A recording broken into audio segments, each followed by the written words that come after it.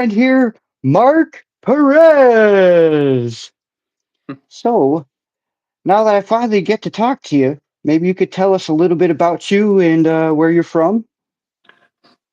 Well, I grew up on a farm in north central Indiana, um, a very traditional Indiana family in the 1970s and 80s.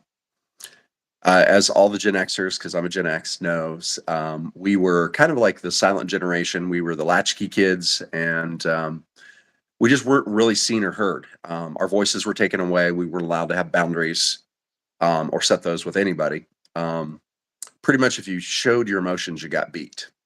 There was a lot of things that you got beatings for. And it was the 1970s and 80s, so DCS just didn't get called. Families were still operating off this idea of secrets and family secrets, which has been generation after generation. That's why we have so much generational trauma, or they call them curses, generational curses. It's kind of cool. The psychologists actually using the term generational curse. I was like, holy shit, did not expect that bunch to use it. And so yeah, nobody called, and then after the 70s and 80s, now it's one of two ways with DCS. Either they're overly involved with a parent that really is trying to get their lives together and do things, or there's still kids out there being tortured and stuff, and they're not anywhere on the radar. So DCS, unfortunately, is kind of all about it's all over the place. What is DCS? Um, it's basically the DCS and CPS. There's Child Protective Services, and then Oh, okay. DCS gets involved when it's more serious. Um, Okay. One interesting thing, my friend in Lafayette, she has a part of a federal case against DCS. Basically, DCS was caught in like 49 of the 50 states involved with child trafficking. We suspected for a long time that they were moving kids around and kids were disappearing. And now there's apparently a federal case that's quietly going through because she's been asked to witness in a federal case against DCS. And so there's judges in Lafayette that are involved and some other people that were caught up in it. So not so great, but our Oh, system, being what it is. I know that. I've had issues with that with my kids myself, and it's not fun. It's like going through hell, really. Yeah. Once you get into the system, I don't care if it's children or the judicial system by itself. It is a giant machine. It just reminds me of The Wall by Pink Floyd, where just the hamburger comes out of the grinder.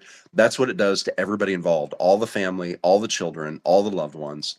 Once you get in the judicial system and penal system, you almost can't get out, and then the system is stacked against you with even the way our again community resources and things, that the rules for them from the federal and state government. You're more inclined to not go work again, because as soon as you work and get a job earning, I don't know, 8.25 an hour. By the way, that's the minimum wage in Indiana. What's the minimum wage over in Wisconsin? I think it's 7.25 right now. Shit, you guys are lower. Yeah, How? yeah. Yeah, That's fifteen that's dollars. what. I know $15 an hour is the new poverty line. You're still below the poverty line at $15 an hour. Um, it's rough. But yeah, it's hard to get up because basically you go earn, $40, and then the next thing you know, they take away a ton of your food stamps. So it's really hard to get ahead at all within the system, and they won't revise it. HUD is still using, rent prices from, I don't know, 10 or more years ago for getting Section 8 and vouchers. And so when you go looking for an apartment with all these rent increased prices, good luck. So Um, yeah. I'm assuming you've been through a lot of trauma through this whole process. How have you found a way to get yourself through this and cope with it and become a better person? Because I noticed you've got tons of information and it's just amazing. You've done so much work and research.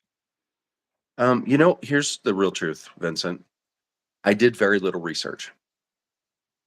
I know that you would think so, that I've done tons. I did research in 2011, learning about the different religions and spiritual paths and life philosophies. That I did do. Actually, if it's okay, I'll jump back to there and kind of give a little bit of an explanation with that, because we talked about it one other time, not on the podcast. 2011, the bottom. Like I hit my rock bottom. I had been using drugs. I was an IV drug user for 2 years, and I had a relationship of 12 years end. The other person had their part. I had my part. The drugs were not a part of it. They didn't actually know that I used. I was a closet addict who went to work every day or went to work functioning. We like to use these little parentheses Yeah. around the functioning addict part. And I came home to my family for the first time in my life. I'm the firstborn.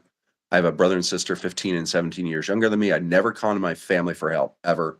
But after that relationship, I was devastated.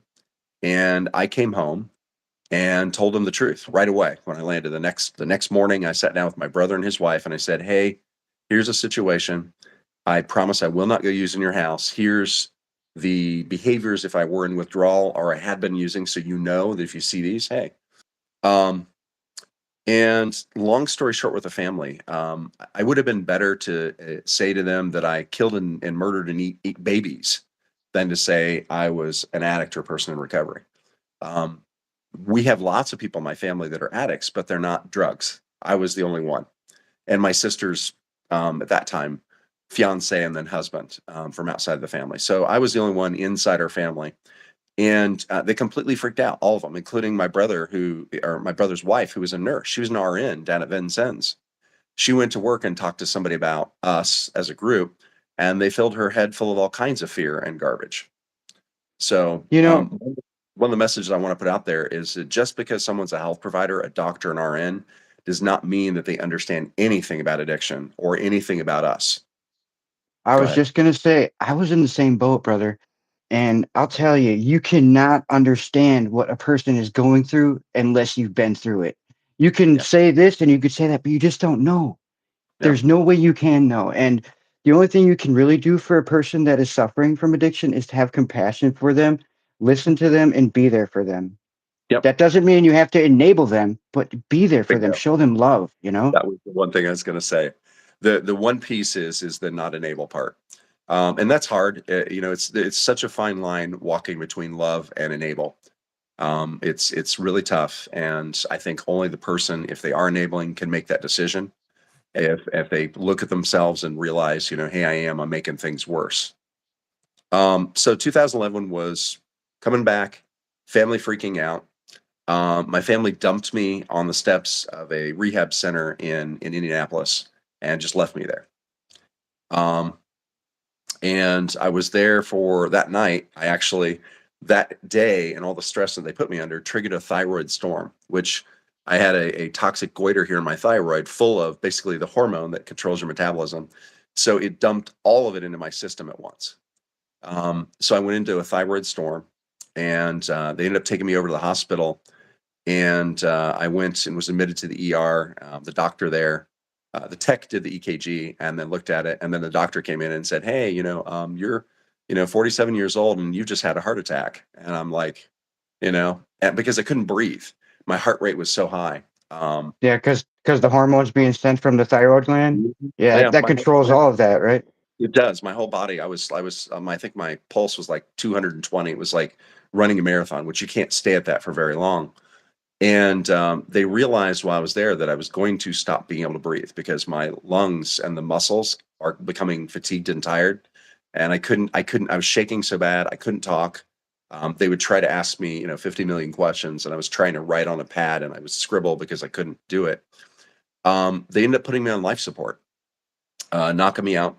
I woke up about a day and a half, 2 days later with three endocrinologists at the end of my bed.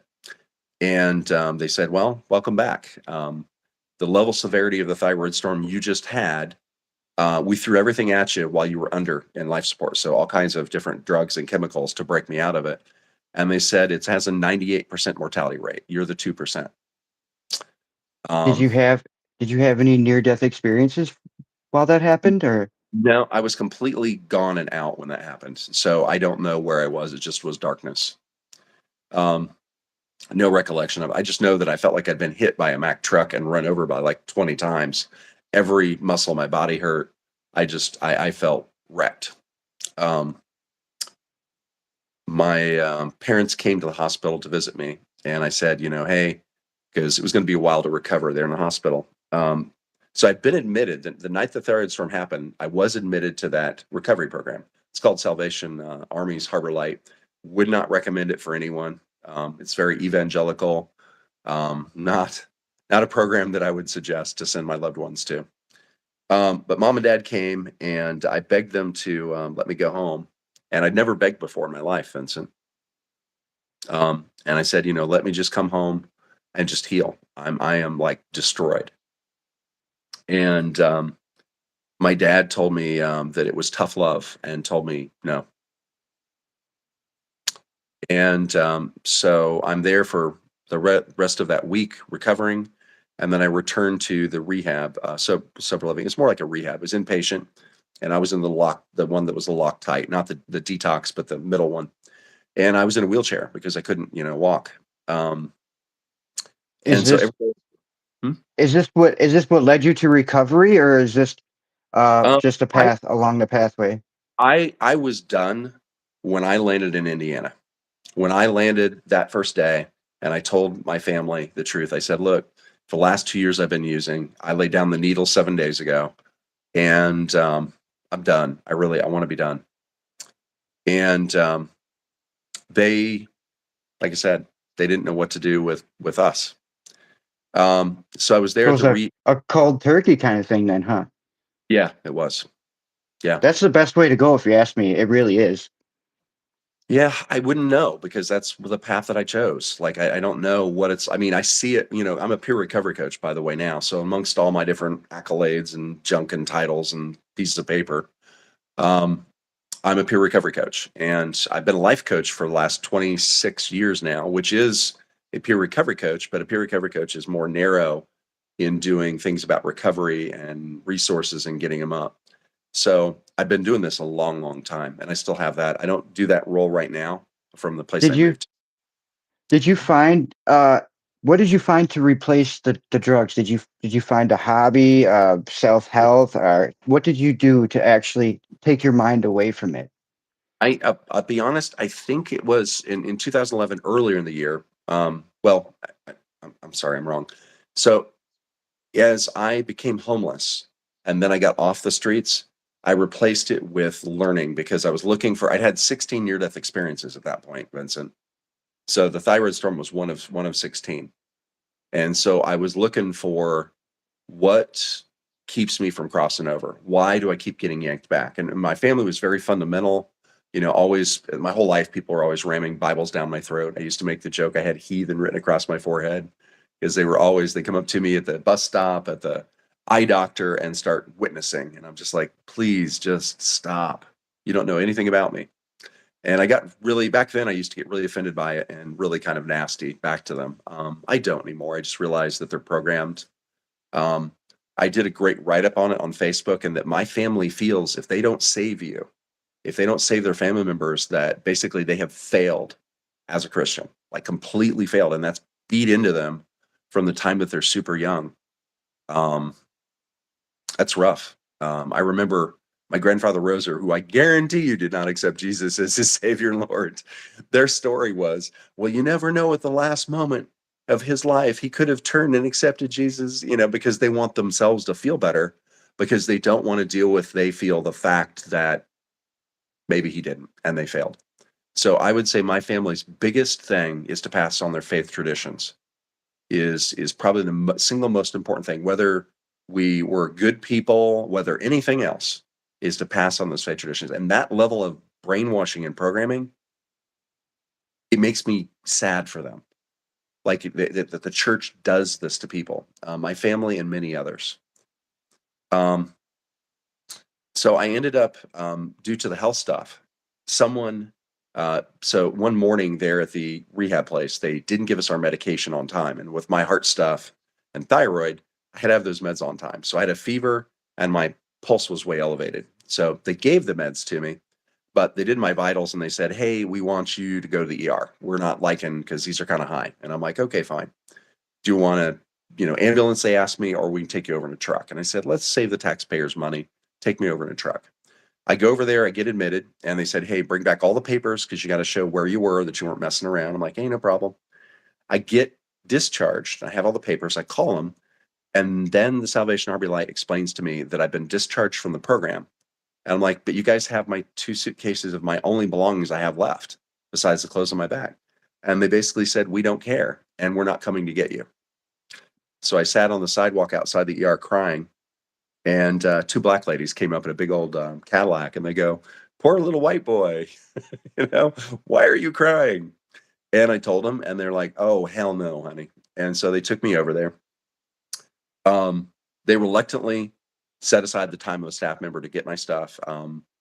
And then I became homeless. That was the beginning of my journey of homelessness. Um, I was out on the streets with my thyroid messed up. So I had hyperthyroidism. So I was way sped up. So even after the thyroid storm, which I survived, I still needed like 6,000 calories of food a day, which as a homeless person, you ain't getting. Um, so I got a hotel room that night, called my dad in the early morning hours, freaking out because I'm like, I'm becoming homeless. And I called my brother, my sister, um, and all of them just gave me different excuses. My dad, I told him, I said, "Dad, you're gonna like read about me in the newspaper. I'm going to die out here." Like he didn't know how bad it was. Um, and he said, "Don't you guilt trip me." And then I told him, I said, "This is when I talked to them, what they said. They said they discharged me because they weren't comfortable with my physical health thing. And even though I was getting better every day, it was kind of a malarkey kind of a thing. But again, it doesn't matter here or there. One thing led me to the next piece that led me to the next piece. And he was okay with me dying on the streets, starving to death or just dying. And so my whole family basically did that. And so the next morning I became homeless, and I could only, with everything I was dealing with my thyroid and everything else physically, I could only walk like 10 feet at a time, dragging the suitcases with me. I went over to the grounds, the grassy area of Indiana University at Purdue University in Indianapolis, and it was hot during the day, really hot. And someone stole my medication on the way there. I forget how. I think I sat down somewhere and someone snatched some of my stuff. So I didn't have the meds to slow my heart down. So I'm laying there under a tree, kind of literally seeing my life flash before my eyes because I've only got like a couple hours before my heart rate just starts racing again. And I fall asleep. I wake up and I've got two cops there with me. And they're asking me all kinds of questions. Luckily, I had, I think, a passport and I still had my ID stuffed away in the suitcase. And they're like, "Hey, let's go get you to the hospital." And they take me to the hospital. We arrive, and one of the officers comes up and he says, "Do you realize you have a warrant?" And I'm like, "No." What? And they're like, "Yeah, you have a warrant. We're going to have to put you under arrest and you're going to go in the hospital here in the section with the non desirables, handcuffed to a bed." Mind you, handcuffing anything with me is not a good place for me. I have childhood trauma related to being stuffed in boxes and stuff. I have scars on my adult body, my brother and I do, from the abuse we suffered at the hands of my mother, who was very, very mentally ill. So go in the hospital there. I've got this crazy thyroid. I'm starving. I had to literally, just how the nurses and the people treated the people in that room, and seeing that, I was just like, wow, you guys, you're like, we're being treated like we're subhuman. I begged one of the nurses to get me food, like bring me back like a sack lunch because I was starving to death with my thyroid. And she very begrudgingly brought me back some food. They wouldn't feed us. You were lucky to get any water while you were there, handcuffed to the beds. Um, So, I w so Yeah. how did you end up getting through the homelessness, and how did you get on the path of where you're at now? I was trying to Um, maybe simplify it so we yeah, cover some more I'll ground. jump forward because the stories, there's a lot. Um, Basically, I ended up being homeless in Indy very briefly. I was homeless there. I get arrested. I'm taken over to the jail. This crazy felony, which was a serious felony, was a B felony. Back then, that'd be like a level two or be a level two today, which I'm like, I didn't do this. I was just like, this is crazy. So they come and pick me up and take me up to Lafayette, where I'm homeless there for several months. The crazy part is about this, Vincent, is that nobody to this day can find that felony. It doesn't exist. I had a lawyer look for it. And someone asked me, they said, "Mark, did you ever maybe realize that those officers weren't officers, but actually angelic or some sort of spiritual being in human form?" Because they saved my life. I was definitely going to die out there on that without the heart medication and everything else. And I sat back and I went, "Holy crap." And I, the fact that everybody can't see the charges, they don't exist. I was fingerprinted, everything, man. You can't find it in the records. It didn't happen. but I know that it Oh, happened. that is amazing. I got That's goosebumps. Yeah, I know. That's why I was like, it's a level 2 felony. Those don't just disappear. So Right. I realized that because I would have died in Indy, what happened is things were set up spiritually to move me up to Lafayette, where little did I know, all the people were waiting to meet me. So yeah, I was homeless there for a while and expand the isolation in the jail, and then they finally just released me to the hospital because I was still really messed up and sick. But then they released me to the streets because there was no charge.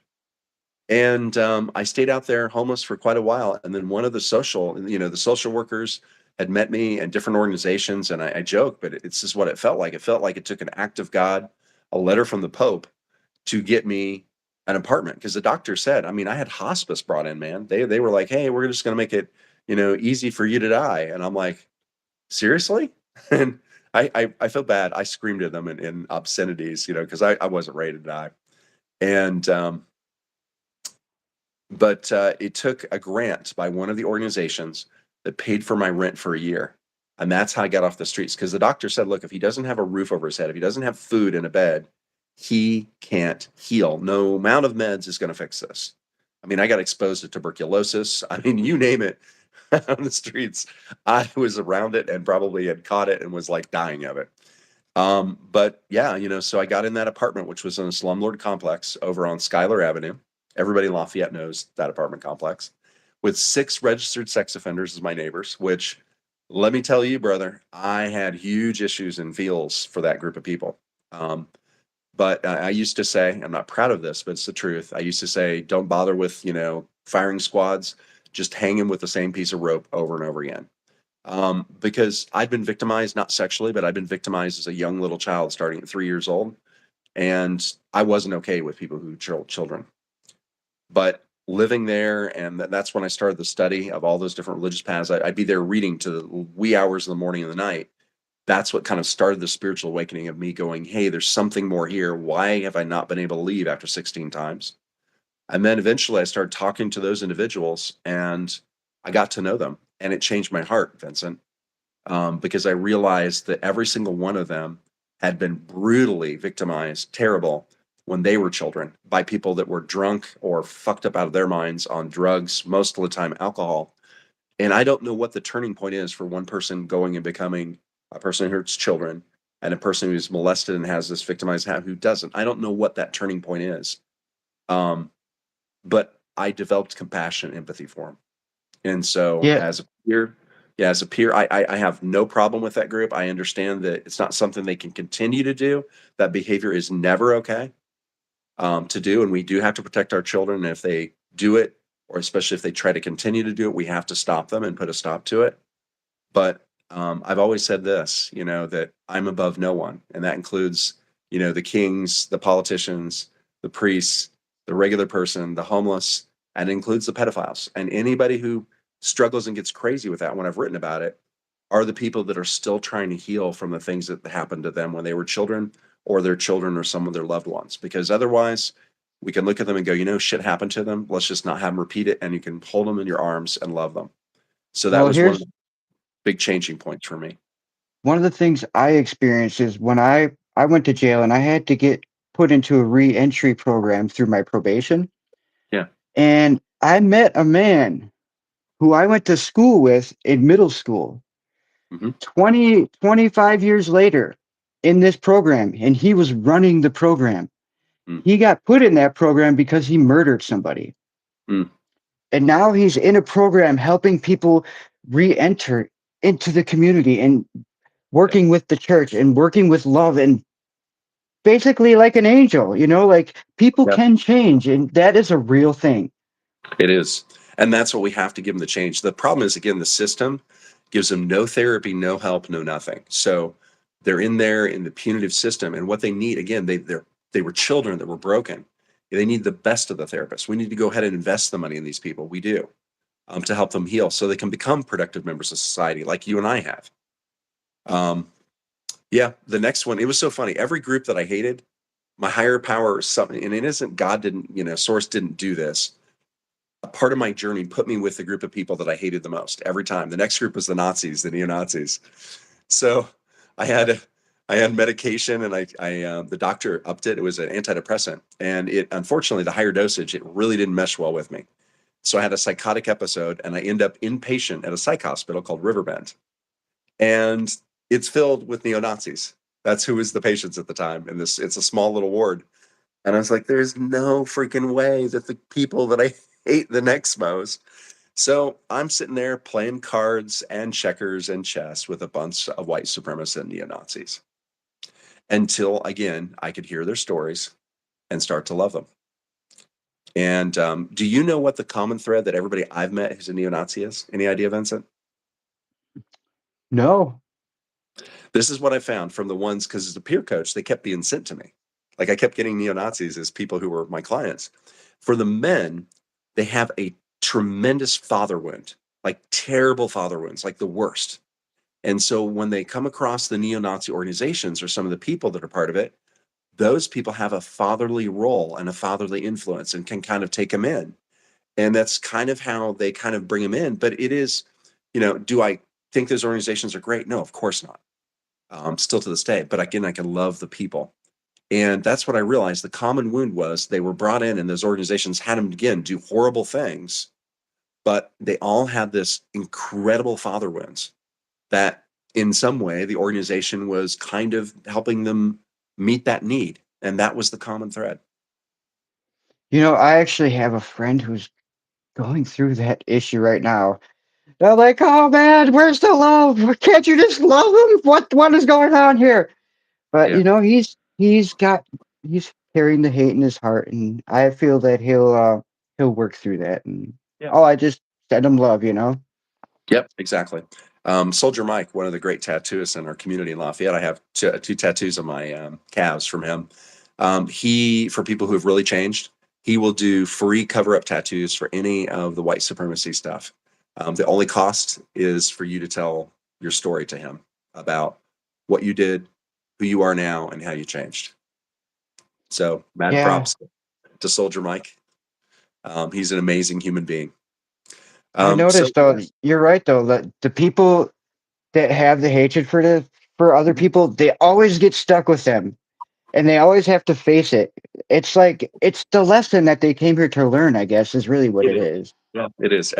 I've learned don't hate on people because, also with understanding kind of how the soul works and that it's here experiencing things is that often we will, let's say we're a horrible person towards people who are black, maybe we were a slave owner and beat them and everything else during the Civil War time. You're almost guaranteeing yourself a return ticket in that population that you did the stuff to. It's almost a guaranteed thing.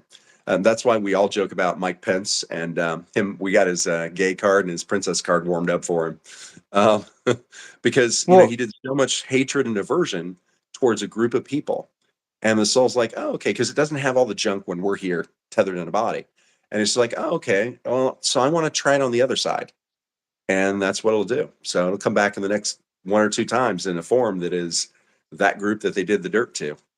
I think I know why this happens. It's because when you focus on something, that's what you get, and there's no way around it. If you keep focusing on the hate of this, you're going to keep getting it back, and there's no way around it. And on Exactly. top of that, they're on the internet searching everything, and guess what? The computer is the algorithm is giving you even more, and it's not showing the light; it's just showing you what you want. So, yeah, Yeah. you There's a have to recent step up and change it. agreed. And acceptance, love, and forgiveness are the three ways. Those, interesting enough, were the three lessons that Yeshua taught.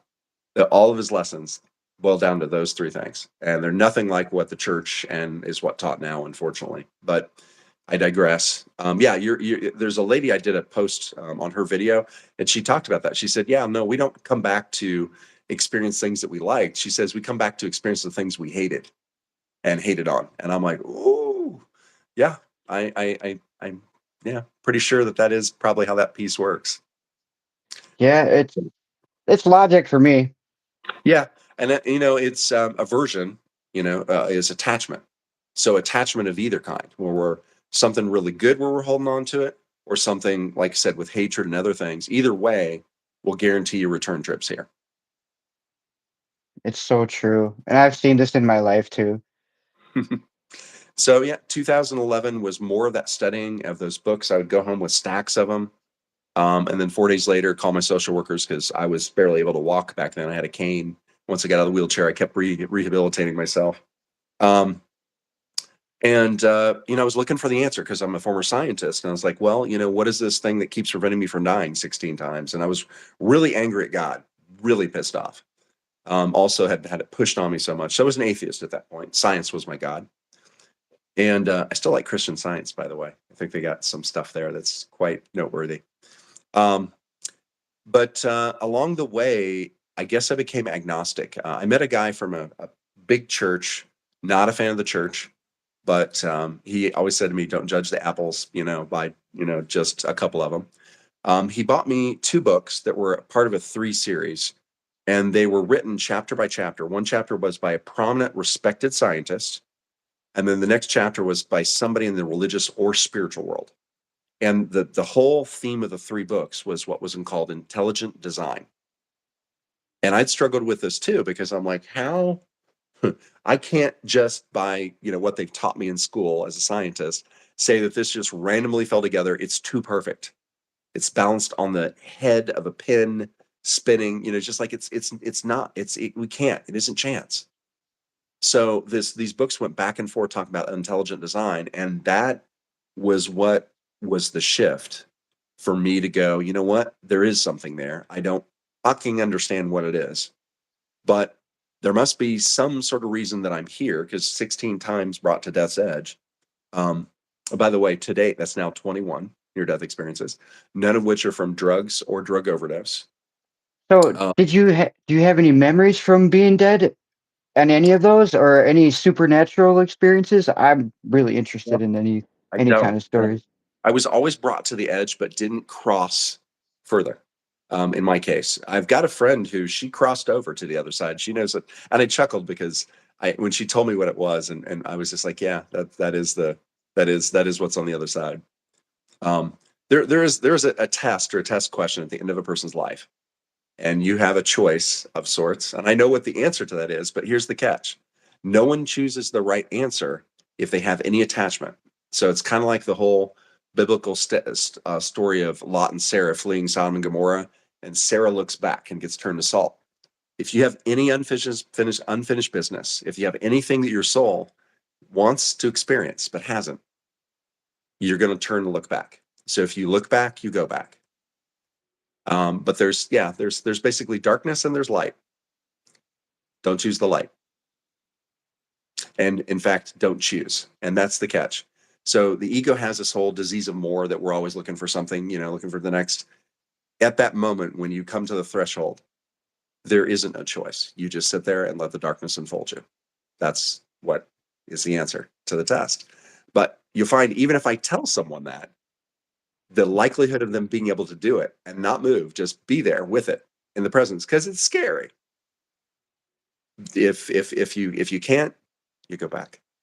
And so I she think crossed over. She crossed over, and that is what she described. She described the void, and she described the utter peacefulness and everything else. And for whatever reason, she was yanked back. She was bleeding out from having had a child and dying. And my mother, when I was born, was dying. That's my first near-death experience that channeled into me and turned me on spiritually. That's why I've been so turbocharged my whole damn life. Every near-death experience, Vincent, has turned me on and powered me up spiritually more and more and more. And I've had 21 of them. And that's why things are kind of the way they are. But it's supposed to be that way. I realized I'm like, oh, wow, her dying at childbirth was what was supposed to flip me on so hard and so much that it did spiritually. That as a little kid, I was walking around and all kinds of shit was happening. I've had near-death experiences myself. I tried to take my life a couple times, and for me, it was really sorry to say, but an enlightening experience because Can be. when I did survive, Yeah. I was so grateful to be here, and I realized I gave up on every person I ever known. I gave up on all them. So then I had to go around and tell these people and apologize to them, Mm. I'm sorry. I gave up Yeah. on you and I love you. It's been suggested, not by me, but by others, that suicide is one of the most selfish acts that a person can take. I don't know how I feel about that. So I'm not going to address that, but it's been said by others. I will share this too. Felicia, one of my friends in Lafayette, I knew Felicia before her heroin overdose, and she's had multiple near deaths too. But one particular heroin overdose, when she came back, she had a halo around her head. She was always a powerful person spiritually. But the next time I saw her in a recovery meeting, I went, "Oh, damn, girl, wow, you upgraded. Holy shit, you were asked to come back and do something. Woo!" And here's what else is wild. She has part of some other consciousness in there because she never touched a guitar in her entire life. 2 weeks after the overdose and death, she picks up a guitar and starts playing like she's the lead guitarist in Aerosmith. There is no way that's possible. And she is an amazing singer and an amazing guitarist, and it's not possible. Now, here's the other crazy thing about it, and she does know this because I've talked to her about it. The photographs of her after that experience and the halo coming back, her face and things have shifted because there's something or someone else in there, not just Felicia. She does not look anything like the person she was before the near death experience. You're saying a walk-in. Yeah, I think so. Yep.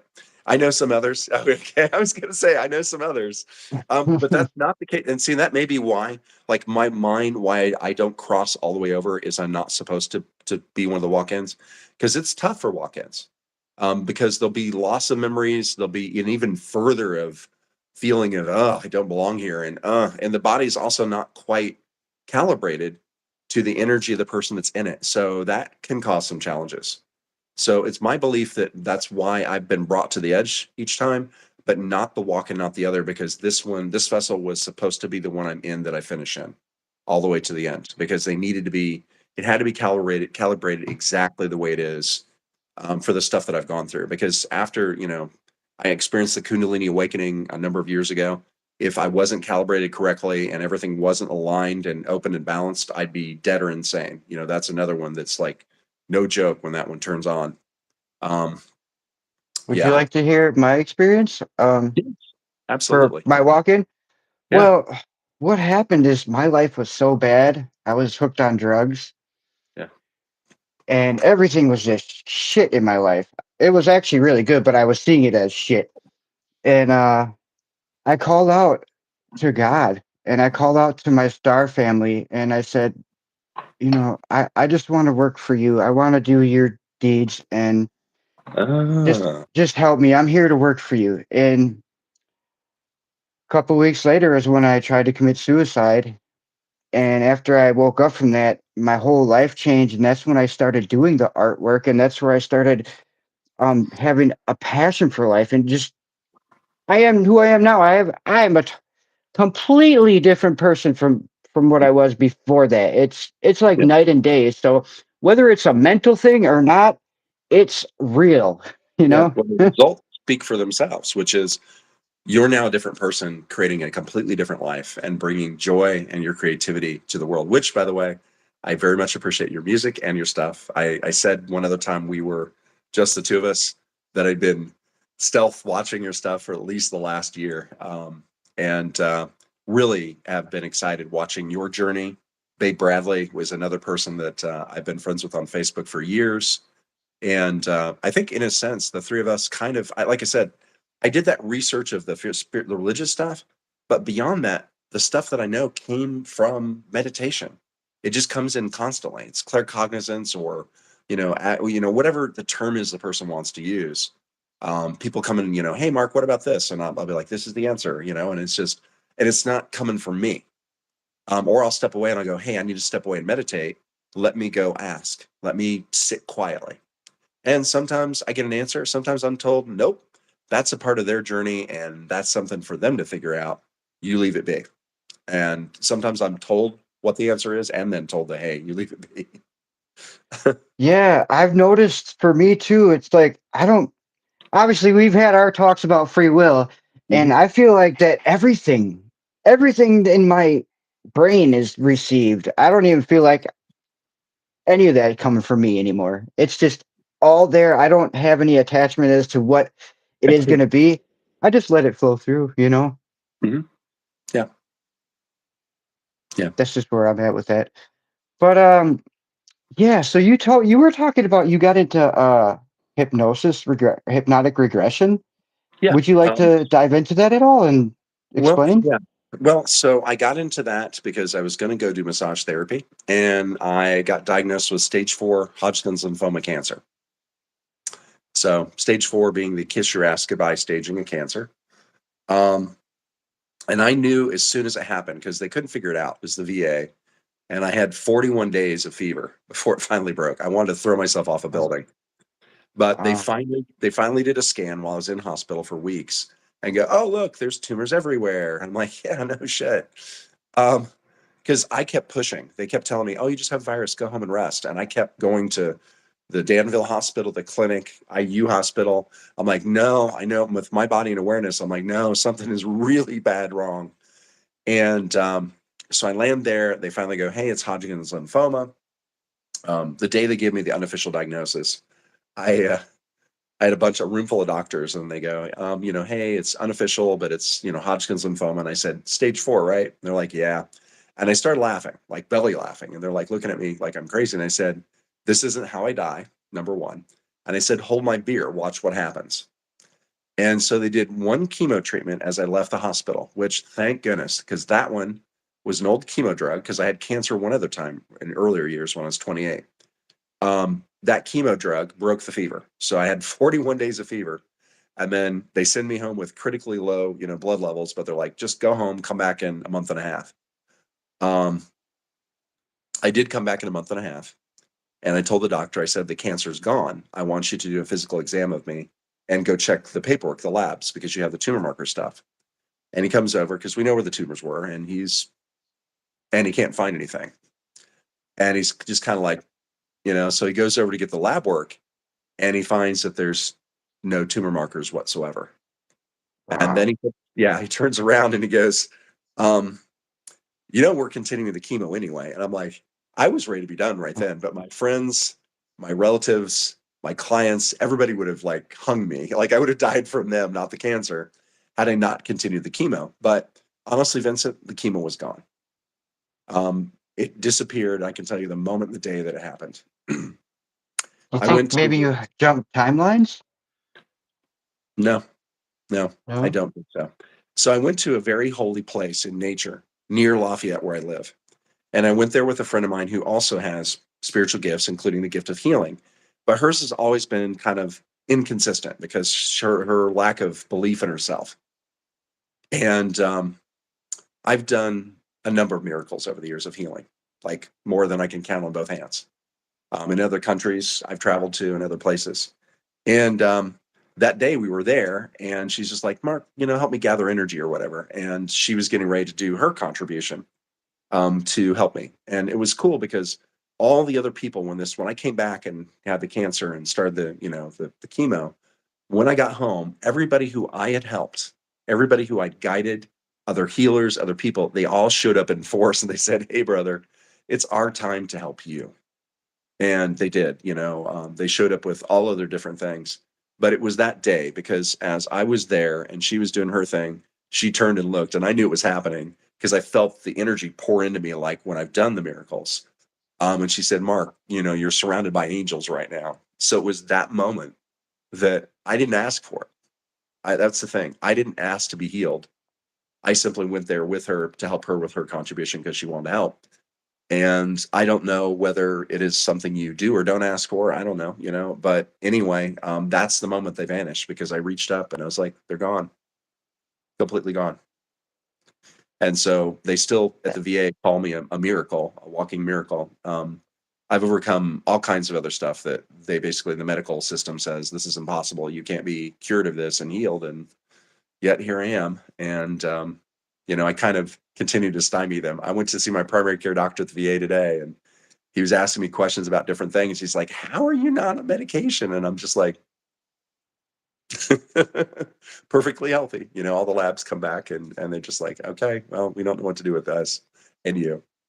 Well, the And as word miracle exists for a reason. yeah, it does. I told the oncologist at the end of our journey, on the last day I saw him, he was across the room from me looking at the lab stuff. And I said, "Hey, Boswell, you can use the word." And he looked at me, he looked up, and I said, "Miracle." And he smiled because he's such a man of science. But he came over and he shook my hand and he said, "You told me from the beginning that you'd be like no other patient I ever had." And he said, "You absolutely delivered on that. You are completely a unique being. And congratulations. We're sending you out." So I did finish all that chemo. I won't do it again. I can heal that stuff. There's no point in, there's other ways to heal things, grounding and all kinds of other stuff that I did during the time. I had two close friends who would take me back and forth and drive me to the chemo appointments. Um, and I was in their private garden healing every day, touching the earth in the sun. And that was all before the special place in nature thing.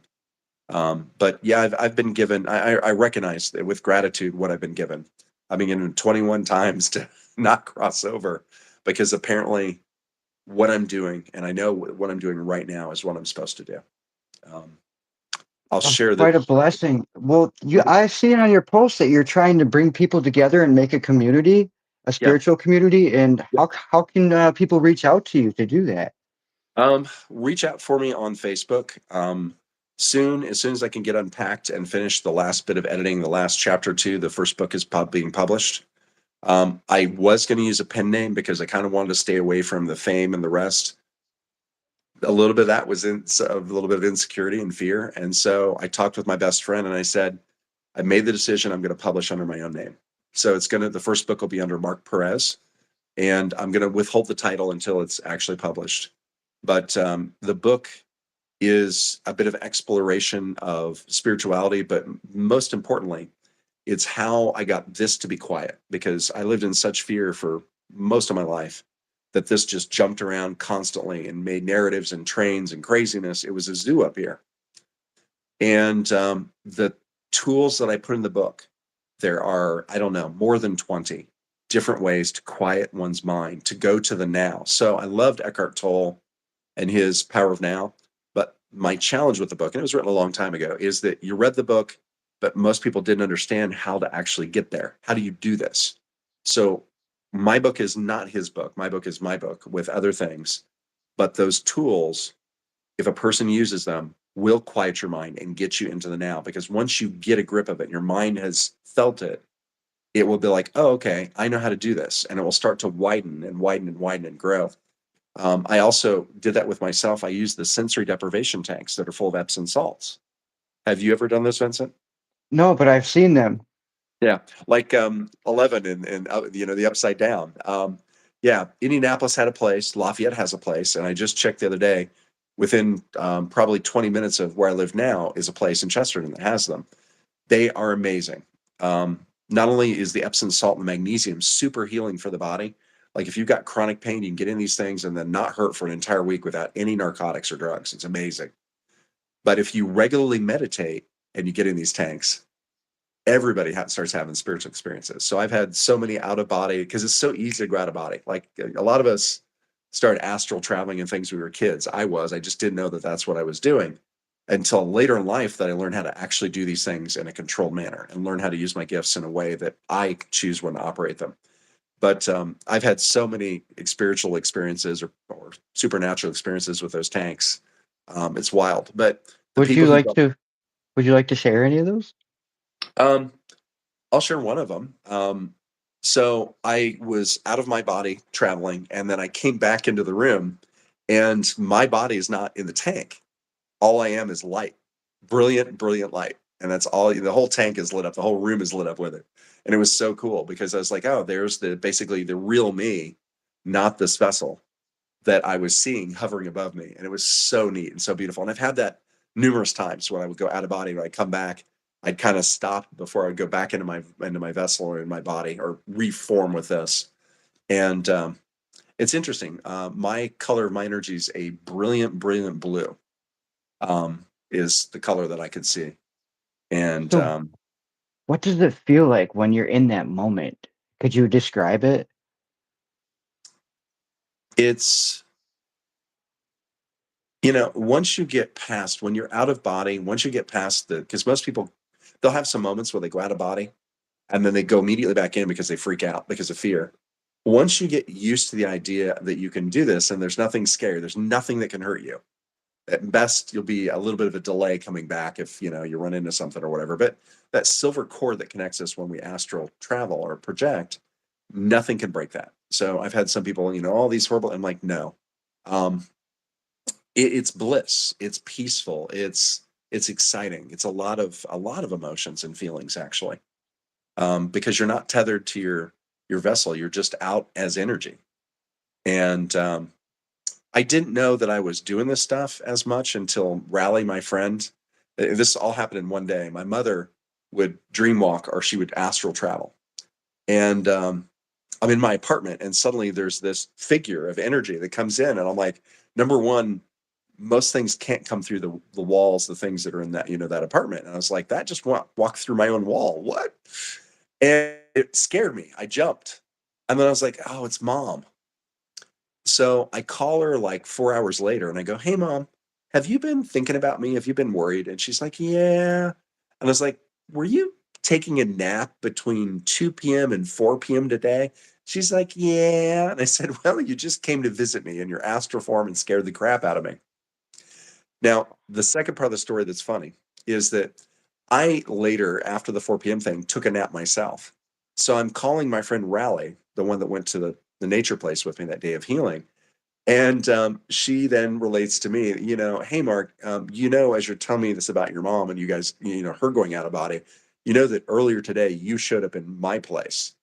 And I was like, I what? And she's like, yeah. She's like, were you napping between this time and this time? And I'm like, yeah, I did take a nap. And I laugh because Vincent, a lot of us have been doing this ever since we were little children. We just don't, we're not aware, like if you, one of the signs is if you have super vivid dreams, if they're just like they are when we're awake, then you're probably going places and doing things. And I think I mentioned to you, my friend Mike had a theory and said, I shared this with you the other day, that maybe this is the dream, which I know that it is, but he suggested maybe the other is actually the real us and what's really going on. And I smiled and kind of nodded with that. I was just like, yeah, there might be some truth to that. I do agree, and I follow a lot of Bashar's teachings with their Inca, and that's one thing he says is that we are in heaven right now, dreaming that we're here. Yes, So correct. that makes a lot of sense in that we are a soul with a Mhm. body inside of the soul, not a body with the soul inside the body. Yes, exactly. And that fits my knowledge as well and what's been given and shown to me too. So what he said is the same thing that I also was shown. Is it basically think of this like if we want to use the Christian reference and that it's the throne room and God's there, we're all like children laying asleep across the whole throne room, you know? And I'm like, wow. Um, and there's a great book, by the way, that I recommend for people called A Course in Miracles. And in it, in one section, I love that it used this little metaphor analogy. It said, we're busy being in the basement of the house. God's upstairs, got the place lit, the food on the table, everything else, and we're down in the basement with sharp toys, pricking our fingers and throwing sharp toys at one another. And we're down there, and it's basically it made me sad because he said, "I miss you. When are you guys going to come up and stop playing the darkness and hurting each other, and come up here and be with me?" And I was like, "Man, wow, that." Mm, And do you know what this in my I also look at it as the scientific way too, and I think that all this could all fit into it an does. atheist mind spec too, is that's all could be in the mind, you know? It does. Yeah, it does. It's all So it's energy. like, It is all in the mind. The first Hermetic law. So I've been doing posts and doing videos. The first Hermetic law is that everything that is here is the mind, is mental. Period. That is it. mhm. And I like that. An atheist, by definition, actually is acknowledging that there is something more than themselves. But there's different types of atheists. There's the non-theist, which is the one that doesn't view God the way that is anything by any traditional means at all. And then there's the atheist that just looks at frequency, vibration, and energy. And then there's kind of a third one which just believes that there isn't anything after. It's you die and it's just closed curtains, darkness. That's it. So there's those different kinds. I went from being an agnostic after all of that study in 2011 to kind of evolving to where I am now. And I always would say I'm spiritual but not religious. Turns out there's a word for that, but how I am about labels. But I'm like, I'm not sure. I'm not sure exactly what all those mean, but for me, I'm just like my truth is my truth, your truth is your truth, and they're both true. yeah, because we're each holding our own lens. Yeah. Um, Exactly. so I became an ominist, or ominism is the outlook, which means basically from 2011, when I studied all those different phase and paths, I found common truths or universal truths in them. And that's what started to become my spiritual path, Vincent. And I think most of the people I met, we are these eclectic, crazy mixes of all the things that we found true for us that we piece together. And that's actually what we're supposed to be doing. My path, my spiritual path is not supposed to be yours. Mine won't work for you.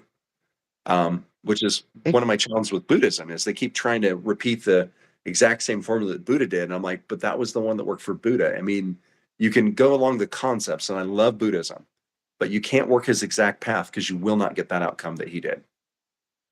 Exactly. And that's one thing too, is like a lot of people are here to say I'm a wolf amongst sheep. Well, who's to say the sheep aren't here to be a sheep? That's Right. their purpose. Yeah. And what gives you the right to call them a sheep too? I guess maybe that's your purpose to do that. And well, You know?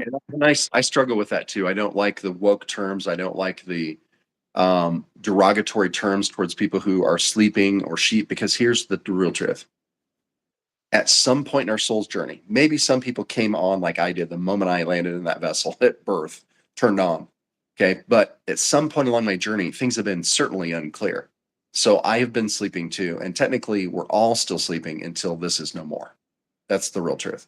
So being Hmm. dissing the children sleeping on the throne room is not cool. And I also realize it's not my purpose to awaken them. That is spirit's job to gently, nudge them and go, hey, it's a nightmare, or it's going to seem like a nightmare. You're okay. Because when I come up, it's like going and kicking children. When people try to awaken people and that's their underlying motive and intent, that's not something of source or spirit that they're operating through. They're operating through their ego and other stuff because it's going to scare them. They're going to think you're nuts. They're going to run away from it even further. And maybe it was getting close to time, for them to have, spirit going kind of gently. So I'm really clear that I am not here to fix, save, or awaken people. I'm here to just But walk path in my truth, and you walk your path in your truth. And if people find that there's good things about what it is that I'm doing, then they can borrow it, adjust it for their own, and do what they want with it. well, my opinion is you could be or you could not be. Mhm. See, you know what I mean? You could Yeah, be, it could be your path, and I mean it might not be. It's not up for society, but I do believe that nothing happens for no reason. You know, everything happens for a reason. correct. So And that's another.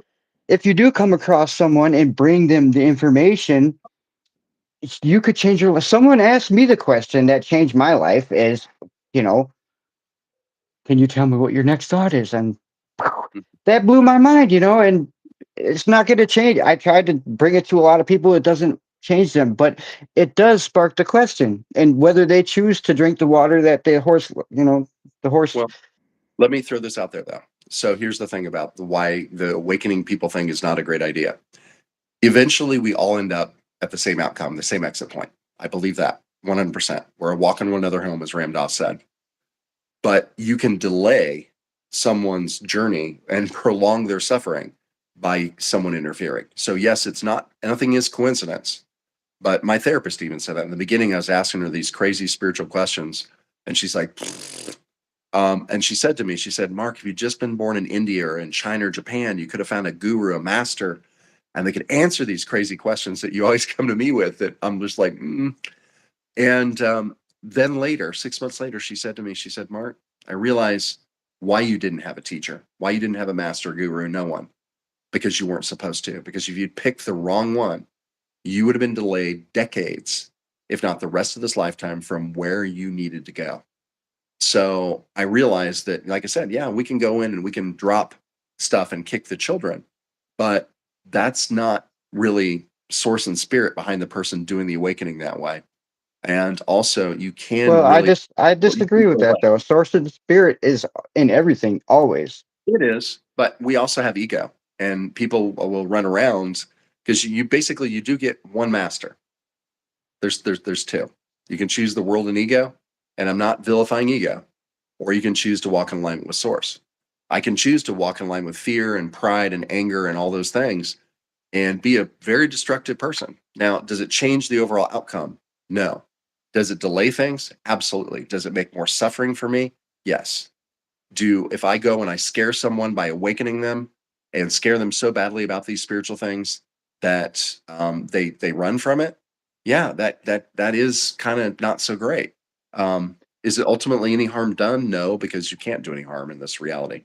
But I don't know. Maybe I'm off on this, but I have a like I said, I have an issue with the folks running around going, I need to awaken you. And I'm like, no, let spirit do that. Be there for them to plant some seeds. You can do that. Plant some seeds, be gentle, and be there for them when it is time. That's what I've done. And it's worked out so much better than when I tried to give information too quick to people and it scared them. Well, for one, there's a difference between pushing your beliefs on somebody and Right. pushing something you know is a fact that can help their life be better. And that's what I think most of the people who are trying to awaken people are doing. They're pushing their beliefs. That's what I see when I see it. And that's where I have issue with it. And I can understand that. Yeah. But again, who knows, right? That's the that's the end story, right? We don't know Yeah. shit until we become shit, right? Yep, $50,000 question or whatever it is. Yes, you're right. Until this wraps up, and that was one of the things Buddha told a bunch of them that were trying to trip him up. They all showed up, and he said, "Okay, you then show me something you truly know by experience, and not anything that's been written in a book that someone told you. Anything." He gave the criteria for it, and they just all sat there silent because the real truth is they don't actually know anything, and they stopped trying to trip him up and got up and quietly slunk away and walked away, Well, because we we know we don't. have this experience. Yes, well, we know that we're having something. Exactly. What this is, that's for someone to figure out for their own selves. You know. Exactly. Exactly. But I don't know, I like to think, and it's been great thinking with you, buddy. I tell you, you got a great noggin up there. Again, not me. It's just what I'm able to pull through. Is what's happening. Like I said, 90% of what I know, 90% of the stuff that's come has all been, just through meditation or just this knowing that comes in that once I cleared out the signal so that I could hear. And that's another thing that I think that really another one of my only purposes with the people I've worked with is to simply help them connect and hear their own inner teacher better. Because at the end, and they all hear me say it, it's like, look, the best teacher is your own inside yourself, not coming from any external source, including me. And All so right. the purpose that I've often had is just been helping them polish so they can hear that signal and connect to that inner divinity and their inner teacher themselves. That's what I would say that I've done for a lot of people. And Well, then they don't need me there anymore because I'm not supposed to make worshipers and followers. exactly. But I do have to make one point. If Mhm. you see somebody with a bus coming behind them ready to run them over, let them know. That's all, Oh, you know? yeah, no, I will do that. You know what I mean? Yeah, I But do. yeah, And I do that as a peer coach. Like I've had people like, hey, this is what I'm going to do, and they tell me, and I'm like, wow, I see the cliff. Like there's the abyss waiting for them. I'm like, when they'll hear me say, are you open to some insight or feedback?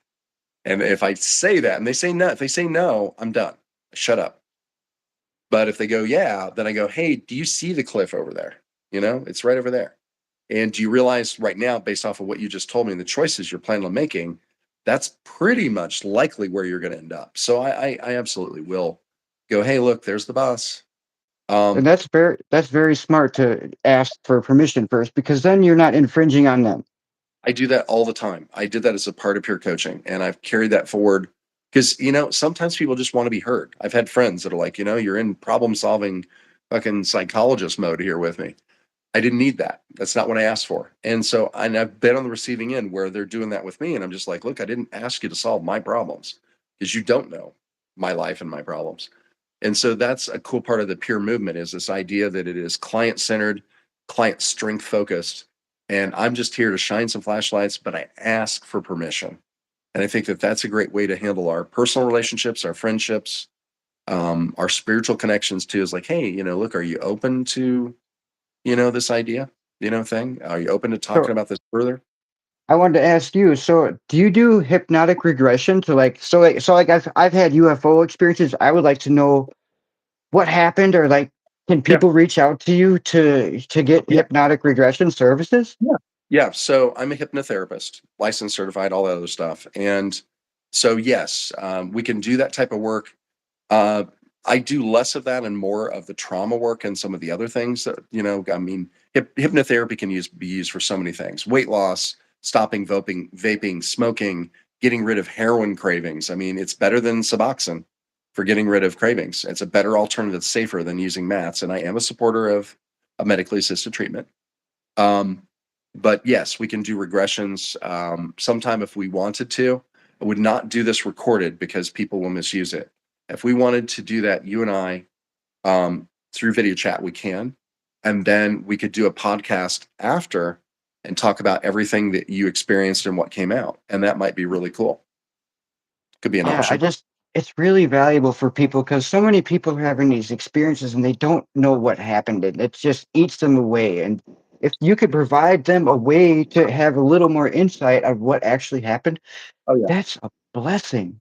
Yeah, and even traumas that are repressed. So we can unlock things. Sometimes I don't even need to be in the hypnotherapist role, and people interact with me, and stuff starts unlocking. That happened with Bay Bradley. He had some nasty repressed trauma, and our first video chat together, it unlocked right Is that how we found out he was shark shit? there. Do you remember him talking about that?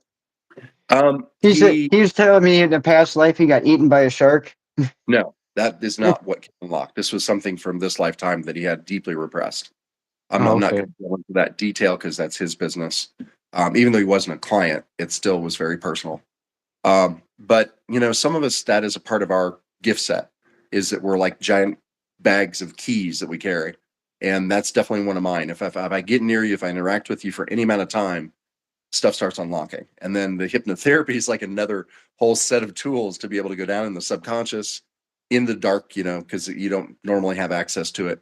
We go down in the dark water, the subconscious, and pull those things up to the light, to the surface, so we can see them, deal with them, whatever we need to do. But there's a lot of safety protocols and things with that, especially for the past life stuff or the regression stuff, that has to be followed very closely. I know how to do those. I have run into some other people out there doing hypnotherapy or hypnosis that I'm not sure where they were trained and schooled, but I don't agree with their methods because there are ethics and moral codes we have to follow, and we are legally responsible for certain things regarding that. So I don't know. There's some fly by night guy that goes through Indiana and does some stuff that. Mm-mm.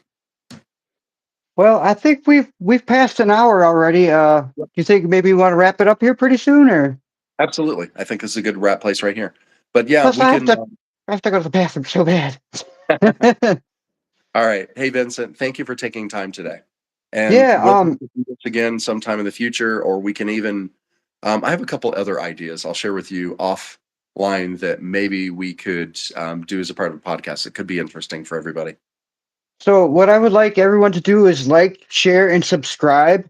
You can find in the comments, if you have a Cash App, Mark, put your Cash App link in the comments. So if people would like to donate to our cause, um, I will do the same. And yeah, reach out to Mark. He's a great human being. I support a lot of all the work that he's been doing. I've been watching him for quite a while now, and uh, thank you, man. This has been an awesome podcast. I had no idea you were that amazing. We have a lot in common too. Well, I will say this: the world sees us differently. People like me know that we're actually the most non-special people on the planet. And me saying that is also imparting and saying a statement, but not saying it directly for the people who know.